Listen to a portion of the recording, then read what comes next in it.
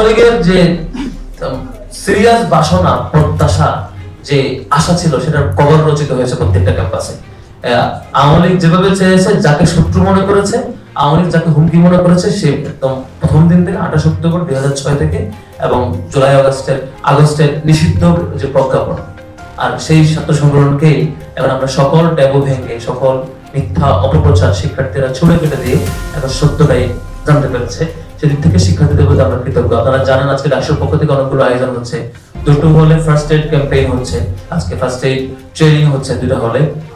তারপর টিএসসি অডিটোরিয়ামে সকালবেলায় ব্রেস্ট ক্যান্সার অ্যাওয়ারনেস শীর্ষক ট্রেনিং প্রোগ্রাম হয়েছে, যেখানে পুরো টিএসসি হল ভর্তি নারী শিক্ষার্থীরা ছিল এবং তাদের জন্য চিকিৎসা বাবদ বিভিন্ন অফার ঘোষণা এবং তার টেস্ট সহ বিভিন্ন ফ্রি টেস্টের বিভিন্ন ঘোষণা দেওয়া হয়েছে শিক্ষার্থীদের জন্য।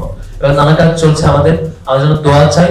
আর 28 অক্টোবরের ব্যাপারে এবং পরবর্তী ব্যাপারে আমরা আরেকটা অবজারভেশন শেয়ার করবো, সেটা হচ্ছে 2013 সাল, 14 সাল, 15 সাল বিএনপি, জামাত সহ সকল সংগঠন যখন একসাথে, ছাত্র শিবির, ছাত্র দল সবাই মিলে যখন আন্দোলন করছে, তখন একটা পক্ষ সেই আন্দোলনকে ক্রিমিনালাইজ করছিল, একটা পক্ষ এই আন্দোলনকে দেখানোর চেষ্টা করেছিল এই আন্দোলনটা সন্ত্রাসী আন্দোলন, এই আন্দোলনটা ঠিক না, এই আন্দোলনটা ক্ষতিকর দেশের জন্য, এভাবে উপস্থাপন করেছিল এবং সেই ন্যারেটিভ এস্টাবলিশ করার জন্য সম্ভবতভাবে চেষ্টা করেছিল।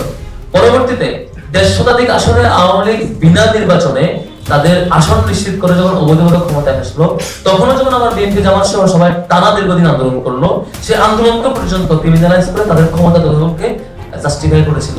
যেই প্রতিনিধিরা, যে স্টেক হোল্ডাররা, যে নানা বুদ্ধিজীবী মহল্লা, তারা এখন রং বদলে আবারও চেষ্টা করছে আমাদের মধ্যে ঢুকে আমাদের মধ্যে ধারণ সৃষ্টি করার।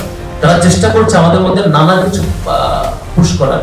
কখনো কখনো আমাদের জাতীয় নেতৃবৃন্দ এবং আমাদের বিভিন্ন দলের প্রতিনিধিদেরকে আমরা লক্ষ্য করেছি, এই বিষ কখনো কখনো তারাও না বুঝে গ্রহণ করছেন।